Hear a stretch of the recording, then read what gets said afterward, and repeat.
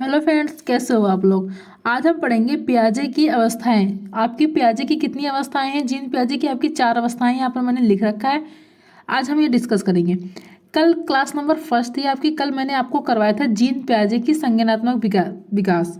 ये मैंने आपको कंप्लीट करवा दिया। उसकी वीडियो अगर आपने नहीं देखा तो आप जाकर देख लेना।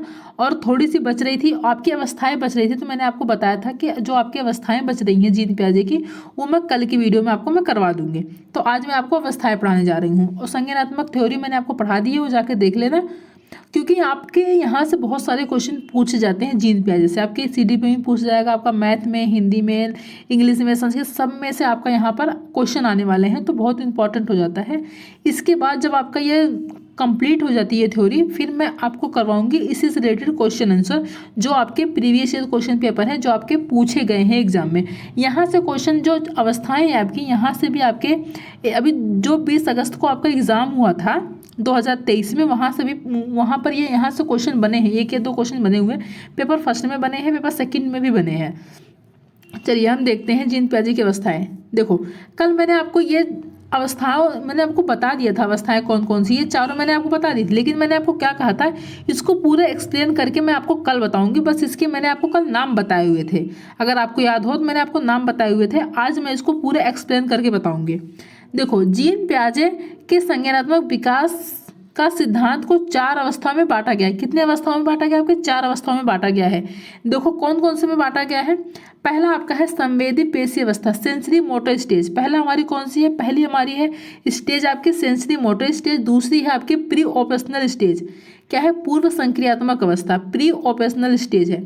तीसरी हमारी क्या है? मूर्त संक्रियात्मक अवस्था, कॉन्क्रीट ऑपरेशनल स्टेज है। ये आपकी हमारी तीसरी अवस्था है।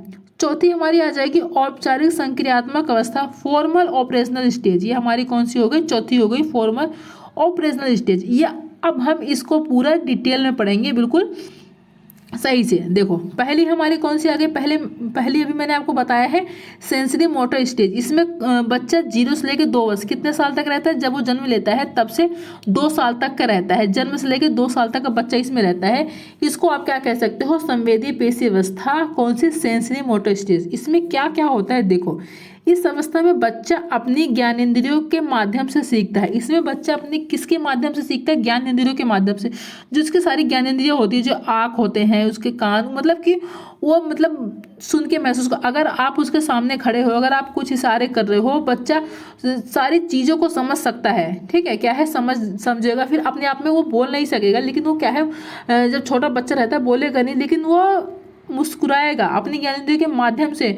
उसके जो उसकी सारी ज्ञानेंद्रिय वो काम करती हैं, और वो समझ जाएगा कि हाँ, उसके जैसे अगर उसको दर्द हो रहा है, पेट में कुछ भी हो रहा है, तो बोलेगा नहीं, तो रो के बताएगा। तो वो समझ सकता है, ज्ञान इंद्रियों के माध्यम से वो सीखता है। इस अवस्था में बच्चे में क्या होता है? वस्तु स्थायित्व। इसमें क्या आ जाता है? वस्तु स्थायित्व गुण आ जाता है। यानी बच्चा क्या होता है? अपने दिमाग में वस्तुओं की छाप। इसमें बच्चा अपने दिमाग में वस्तुओं की छाप बना लेता है। अगर आप कोई चीज़ है कहीं पर छुपा कर रख देते हो, इसमें 2 साल तक बच्चे के अंदर मतलब कि इतनी वो पाई जाती है कि कोई बच्चे इसमें जल्दी भूलता नहीं है। अगर आप कोई चीज़ कहीं रख के भूल जाओगे कि हाँ आपने ये चीज़ यहाँ पर रखी है, तो आप उसको बाद में 1 घंटे बाद याद करोगे, तो आपको ऐसा लगेगा कि हाँ मैंने चीज़ कहाँ रखी। फिर आप उसको याद करने की कोशिश करो कि मैंने कहाँ रखी है, कहाँ रखी है, आपको याद नहीं आएगा। लेकिन जब इस अवस्था में बच्चा होता है आपका सेंसरी मोटर स्टेज में, इसमें अगर आप कोई चीज़ रख देते हो, भूल जाते हो, बच्चा आपको नहीं याद रहेगा, उस बच्चे को याद रहेगा कि हाँ मेरे मम्मी पापा ने ये चीज़ यहाँ पर रखी है, यहाँ पर रखी है। फिर वो आपको खुद वो ला के देगा कि हाँ मम्मी आपने ये सामान यहाँ पर रखा है। तो वो क्या है? अपने दिमाग से छिपी हुई वस्तु को भी ढूंढ लेता है। यहाँ पर देखो लिखे, यानी बच्चा अपने दिमाग में वस्तुओं की छाप बनाना शुरू कर देता है, जिससे वह छिपी वस्तुओं को भी ढूंढ लेता है। अगर आप मानो कोई चीज़ आपने छुपा दिया, अगर बच्चों के लिए आपने क्या लाया है? चीज़ भी लाया है। चीज़ लाने के बाद आपने उसको छुपा दिया, पर बच्चे वो देख रहा है कि हाँ वो मम्मी ने यहाँ पर रखा है। थोड़ी देर बाद आप उसे देना भूल जाओगे, या फिर आपको याद नहीं रहेगा आपने कहाँ रखा है, पर वो बच्चा क्या है? उसको ढूंढ लेगा कि हाँ ये सामान यहाँ पर रखा है। आप उसे भूल जाओगे पर बच्चा नहीं भूलेगा। तो वो क्या है? अपने दिमाग में वस्तुओं की छाप बना लेता है। ये आपका कौन से स्टेज में होता है? आपका सेंसरी मोटर स्टेज में, जिसमें बच्चा 0 से लेकर 2 साल तक आपका रहता है। अब आपका सेकंड आ गया देखो सेकंड है आपका पूर्व संक्रियात्मक अवस्था, प्री ऑपरेशनल स्टेज। इसमें बच्चा 2 से लेकर 7 साल तक, अब बच्चा कितने साल का हो गया है आपका, 2 से लेकर 7 साल का बच्चा हो गया है। इसमें क्या करता है, ये क्रिया करने से पहले की अवस्था है।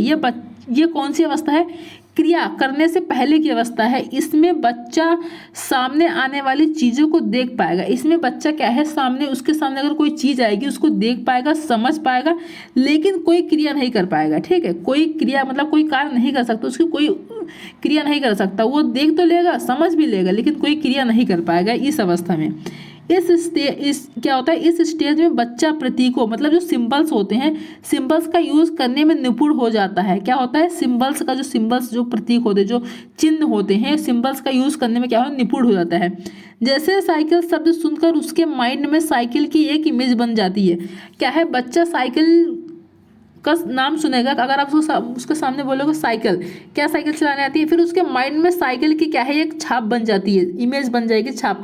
अच्छा, इस प्रकार की साइकिल होती है, तो उसके माइंड में वो उस प्रकार का मतलब सिंबल बनने इसी स्टेज में आपके शुरू हो जाते हैं। और देखो इस स्टेज में लक्ष्य निर्धारित व्यवहार क्या होता है, गोल डायरेक्टेड बिहेवियर की क्षमता आ जाती है। ठीक है, इसमें क्या आ जाता है, गोल डायरेक्टेड बिहेवियर की इसमें क्षमता आ जाती है आपके इसी स्टेज में। अब देखो इसमें क्या क्या होता है, हमारा पहला आ गया जीववाद। क्या है, जीववाद। जीववाद में क्या होता है, जब बच्चा सजीव और निर्जीव वस्तुओं में अंतर नहीं कर पाता। इसमें क्या होता है, बच्चा के जो आपकी सजीव वस्तुएं होती हैं, निर्जीव वस्तुएं होती हैं, उसमें बच्चा अंतर नहीं कर पाता है। जैसे कि अगर आप कोई कोई चीज़ें सजीव रहेंगी, कोई निर्जीव रहेंगी। अगर आपने मानो कोई बच्चा है, 207 साल का बच्चा है, उसके सामने अगर आप कोई डॉल है, ठीक है, कोई गुड़िया है, उसके सामने ला के रख दोगे खेलने के लिए। ठीक है, अगर उसको जरा सी चोट लग जाती है, बच्चा उससे खेलता रहता है और उसके हाथ से वो डॉल क्या है, नीचे गिर जाएगी ज़मीन पर, तो वो बच्चा क्या कहेगा कि उस डॉल को उठाएगा कि हाँ मेरी डॉल को चोट लग गई, कहीं चोट तो नहीं, अपनी मम्मी को बताएगा, मम्मी देखो मेरी डॉल जो है वो नीचे गिर गई, इसको चोट लग गई, इसको रोना भी आ रहा है। फिर बच्चे होते हैं कि क्या कहते हैं, अब उसको खिलाते रहते हैं, पूरे दिन के साथ खेलते रहते हैं। फिर अगर कोई चीज़ खाते हैं तब उसको भी देते हैं कि हाँ अपनी डॉल को खाना खिलाएंगे, उसको खाना खिलाते हैं, उसको पानी पिलाते हैं। बिल्कुल ऐसा उनको लगता है कि मतलब वो जो उसकी डॉल है वो तो निर्जीव है ना, सॉरी निर्जीव है वो, लेकिन उसमें क्या उसको बच्चों को ऐसा लग रहा है कि वो सजीव है, मतलब वो उसकी डॉल जमीन पे गिर गई, उसको भी चोट लगी है। तो इसमें बच्चों का फर्क अंतर नहीं कर पाते हैं, चीज़ें सजीव है, ये निर्जीव है, फिर भी इनको चोट नहीं लगेगी, इनको इमोशनल नहीं होंगे, लेकिन फिर भी उसमें क्या है, वो सजीव निर्जीव में अंतर नहीं कर पाते हैं, उसमें सजीव ढूंढते हैं। ये आपका क्या होता है, जीववाद होता है। अब आपका आ गया अहम केंद्रित। इसमें क्या होता है, जब बच्चा यह सोचना शुरू कर देता है कि जो वह कर रहा है, सोच रहा है, वह सब ठीक है। इसमें बच्चा अहम केंद्रित में आ जाता है कि ये बच्चा ये दिखाता है, मतलब ईगो दिखाता है। क्या होगा, ईगोडेशम। इसमें बच्चा दिखाता है कि उसके अंदर ईगो है, जो वो कर रहा है, जो सोच रहा है वो सब सही है, बाकी जो और लोग सोच रहे हैं वो सब गलत है। सबके सोचने का तरीका जो सब सोच रहे हैं वो सब गलत है, बाकी सिर्फ वही सही है। अगर बच्चा कहेगा ना कि वो अपने घर के अपने पापा के बारे में कहेगा कि मेरे पापा क्या है, बहुत अच्छे हैं, मेरे पापा मेरे लिए हीरो है, मेरे लिए लाते हैं, ये लाते हैं। दूसरा इंसान कहेगा कि नहीं तुम्हारे पापा गंदे हैं, तुम्हारे पापा नहीं लाते, तुम्हारे पापा ये करते हैं, वो करते हैं, बहुत सारी चीज़ें कहेगा, लेकिन वो नहीं मानेगा। सिर्फ अपने अंदर अहम केंद्रित रहेगा कि नहीं मेरे पापा अच्छे हैं, और उसके अंदर ईगो आ जाता है ना, नहीं तुम्हारे पापा अच्छे नहीं है, बस मेरे पापा अच्छे हैं और किसी के पापा अच्छे नहीं है। उसके अंदर ये आ जाता है, जो सोच रहा है, जो कर रहा है, चाहे अगर वो चीज़ गलत भी कर रहा है तब भी उसको यही लगेगा कि वो बच्चा क्या है, वो चीज़ को सही कर रहा है, तो उसके अंदर क्या आ जाता है, ईगो आ जाता है। अब हमारा आ गया थर्ड पॉइंट, देखो अपलटावी में क्या होता है, इसमें बच्चा वस्तुओं, संख्याओं, समस्या आदि को उलटना पलटना नहीं सीखता। इसमें बच्चा के अंदर ये नहीं आता है कि वो चीज़ों को उलटना पलटना नहीं सीख पाता है। अगर एग्जाम्पल मैं आपको दूँ, अगर बच्चों को बोलोगे 4+6 कितने होते हैं, तो बच्चा बोलेगा 10 होते हैं। ठीक है, वो गिनती करके उन्होंने बता दिया। अगर इसी संख्या को आप पलट दोगे, आपने पहले क्या बोला, पहले 4 फिर 6 बोला, 4 और 6 को आप प्लस करोगे तो कितने हो जाएंगे, तो बच्चा कहेगा 10 हो जाएगा। फिर आप जब कहोगे 6 प्लस और 4 कितने होते हैं, तब बच्चा वहाँ कंफ्यूज हो जाएगा। 10 तो यहाँ पर भी होंगे आपके, ठीक है, 10 यहाँ पर भी होंगे, लेकिन हमने गिनती को क्या है, उलट दिया है। उलट दिया है, मतलब कि 6 को हमने पहले ला दिए, 4 को हम बाद में लाए, तो बच्चा ये नहीं सोच पाता यहाँ पर 6 प्लस कितने, 6 प्लस 4 कितने हो, यहाँ पर भी 10 होंगे, लेकिन बच्चा नहीं समझ पाएगा। तो इसी अवस्था में होता है बच्चा उलटना पलटना नहीं सीख पाता है, इसमें कंफ्यूज हो जाता है कि जो चीज़ें सही हैं, जो उलट पलट रही हैं, उसमें नहीं सीख पाता है। अब आपका आ गया फोर्थ में क्या आता है, देखो मुद्रा, संप्रत्यय, दूरी, भार, ऊंचाई, क्रम निर्धारण की योजना आदि के कॉन्सेप्ट की कमी इसी अवस्था में होती है। बच्चा इसमें क्या, जो मुद्राएं होती हैं, संप्रत्यय हो गए आपके, दूरी हो गई, भार, ऊंचाई, क्रम, इन सब की योग्यता भी बच्चों के अंदर नहीं होती है, कॉन्सेप्ट की कमी पाई जाती है, इसमें भी इनके नहीं होती है। अब आपका आ गया केंद्रीकरण में क्या होता है, एक समय में किसी वस्तु को कि केवल एक विशेषता पर ध्यान दे पाने की प्रवृत्ति को क्या क्या कहते हैं, आपके कॉन्ट्रेशन कहते हैं। ठीक है, क्या कहते हैं, केंद्रीकरण क्या होता है, कॉन्ट्रेशन होता है। एक मिनट इसको मिटाती हूँ मैं। आपका क्या है, एक समय में किसी वस्तु की केवल एक विशेषता पर ध्यान दे पाने की प्रवृत्ति को क्या कहते हैं, केंद्रीकरण, मतलब कॉन्ट्रेशन कहते हैं। इसमें बच्चा एक समय में किसी एक वस्तु को विशेष ध्यान नहीं दे पाता है कि हाँ उस पे ही फोकस कर रहा है, नहीं दे पाएगा। ये इसमें भी क्या है, इसमें इनका अभाव पाया जाता है। इसमें जो 2 से लेकर 7 साल के बच्चे होते हैं, इनमें नहीं पाया जाता है, ये ध्यान नहीं दे पाते हैं। अब आपका आ गया संरक्षण। क्या है, संरक्षण में क्या होता है, अगर किसी वस्तु के साइज या शेप में चेंज कर दे तो उसकी क्वांटिटी पर कोई प्रभाव नहीं पड़ता, लेकिन बच्चा इसको समझ नहीं पाता है। देखो इसमें क्या होता है, संरक्षण में क्या होता है, अगर किसी वस्तु के साइज, कोई वस्तु है, साइज है या शेप है, चेंज कर दोगे, उसकी क्वांटिटी पर कोई प्रभाव नहीं पड़ेगा, लेकिन बच्चा इसको समझ नहीं पाएगा। बच्चे को ऐसा लगेगा कि जो साइज और शेप चेंज हो गया तो क्वांटिटी भी चेंज हो गई। अगर आपने बच्चों को मानो कि कोई चीज़ खाने के लिए दिया है, ठीक है, अगर आप मानो, ठीक है, जूस मानो, अगर आपने बच्चों को जूस पीने के लिए दिया है, ठीक है, जूस पीने के लिए दिया है, एक गिलास में आपका एक गिलास ऐसा है और एक गिलास थोड़ा सा लंबा है, ठीक है, पर इसमें क्या है, इसमें भी आपका 250 ग्राम दूध जूस आएगा, इसमें भी आपका 250 ग्राम जूस आएगा, पर फर्क इतना है कि जो आपका गिलास है ये थोड़ा सा लंबा है और पतला है, लेकिन ये जो गिलास है आपका ये थोड़ा सा चौड़ा है और छोटा है, पर दूध दोनों में जूस दोनों में क्या है, बराबर है, 250 ग्राम इसमें भी है, 250 ग्राम इसमें भी है, दोनों में सेम है, लेकिन बच्चा ये नहीं समझ पाएगा। बच्चे को ऐसा लगेगा कि जो लंबा वाला गिलास है इसमें क्या है, आपके ज़्यादा जूस है, तो बच्चा क्या कहेगा कि नहीं मुझे यही वाला चाहिए क्योंकि इसमें ज़्यादा है। बच्चा ये वाला नहीं लेगा क्योंकि वो समझ नहीं पाएगा कि हमारी शेप चेंज हो गई है, लेकिन हमारी क्वांटिटी चेंज नहीं हो, हमारी जूस तो हमारी सेम है, बच्चा ये नहीं समझ पाएगा। जूस हमारे सेम रहेंगे, लेकिन बच्चों को ऐसा लगेगा कि जो हमारा ये वाला है, लंबा वाला गिलास है, इसमें हमारा ज़्यादा है, तो इसमें भी बच्चों की ये कमी पाई जाती है, इसमें बच्चा नहीं समझ पाता है इस अवस्था में। देखो जैसे इसमें आ गया है, जैसे रोटी बनाने में आटे की गोले को बच्चों को दिखाकर उसका रोटी बनाने के बाद पूछेंगे कि आटे को गोला बनाकर ये रोटी, तो वो नहीं बता पाएगा। ठीक है, इसमें क्या है, अगर आप क्या है रोटी बनाने में आटे की गोले को बच्चों को दिखाकर उसकी रोटी बनाने के बाद पूछेंगे कि आटे को गोला बड़ा है या रोटी, पूछोगे रोटी बड़ी है या आपका गोला बड़ा है, तो बच्चा नहीं बता पाएगा कि आपकी रोटी बड़ी थी या गोला बड़ा था, तो इसमें क्या है अभाव पाया जाता है। अब हमारा आ गया क्रमबद्धता। क्रमबद्धता में क्या होता है, इसमें बच्चा वस्तुओं तथ्यों को उनके आकार में रखना नहीं सीख पाता है। इसमें बच्चा क्या करता है, जो वस्तुएं होती हैं, जो तथ्य होते हैं, उनको आकार में मतलब क्रम से नहीं लगा पाता है। अगर कोई चीज़ें क्रम से लगानी हो, सीरियल वाइज सीक्वेंस वाइज लगानी हो, तो बच्चा नहीं सीख पाता है, इसमें बच्चा का अभाव रहता है इसमें। अब हमारी थर्ड वाली स्टेज आ गई मूर्त संक्रियात्मक अवस्था, कॉन्क्रीट ऑपरेशनल स्टेज। इसमें बच्चा कौन से कितने साल का हो गया, बच्चा इसमें 7 से 11 साल का हो गया है। ठीक है, अब देखो इसमें इस अवस्था में बच्चा सामने रखी हुई चीज़ों को देखकर ही कुछ कर सकता है या उन पर चिंतन करना शुरू कर सकता है। ठीक है, इसमें इस अवस्था में क्या कर सकता है आपका कॉन्क्रीट में बच्चा, इस अवस्था में बच्चा सामने रखी हुई कोई चीज़ के सामने रखी है, देखकर ही कुछ कर सकता है। वो देखेगा तब कुछ कर पाएगा, फिर उस पर क्या है चिंतन करेगा, थिंकिंग करेगा, तब शुरू कर सकता है। इस अवस्था में अपलटावी जीववाद जो अभी उसमें आपने देखा सारा सेम उसमें नहीं था, उसमें नहीं पाया, लेकिन इसमें सब आपका पाया जाएगा। आपका अपलटावी का गुण हो गया, जीववाद का हो गया, मुद्रा भार संरक्षण क्रमबद्धता की योग्यता आदि कॉन्सेप्ट का गुण इसमें आ जाता है। उसमें आपका गुण नहीं पाया जाता क्योंकि उसमें 2 से लेके बच्चा 7 साल का था। अब इसमें बच्चा चेंज हो गया, कितने साल का हो गया, 7 से 11 साल का हो गया। अब इसमें अपलटावी का गुण आ जाएगा। अगर आप बच्चों से पूछोगे 4 + 6 कितने होते हैं तो बच्चा कहेगा 10। अब फिर आप दोबारा पूछोगे 6 + 4 कितने हो गए, तब भी बच्चा कहेगा 10। इसमें अपलटावी का गुण आ गया क्योंकि आपका बच्चा कितने साल का हो गया, 7 से लेकर 11 साल का हो गया। जीववाद का भी आ जाएगा। इसमें बच्चा समझ पाएगा कौन सी चीज़ें सजीव है, कौन सी चीज़ें निर्जीव है, मुद्रा का भार संरक्षण सब कुछ इसमें क्या है, कॉन्सेप्ट इसमें गुण बच्चों के अंदर आ जाता है। अब आपका आ गया है और देखो, और हमारा है आगमनात्मक तर्कना। इसमें क्या होता है, आगमनात्मक तर्कना होता है कि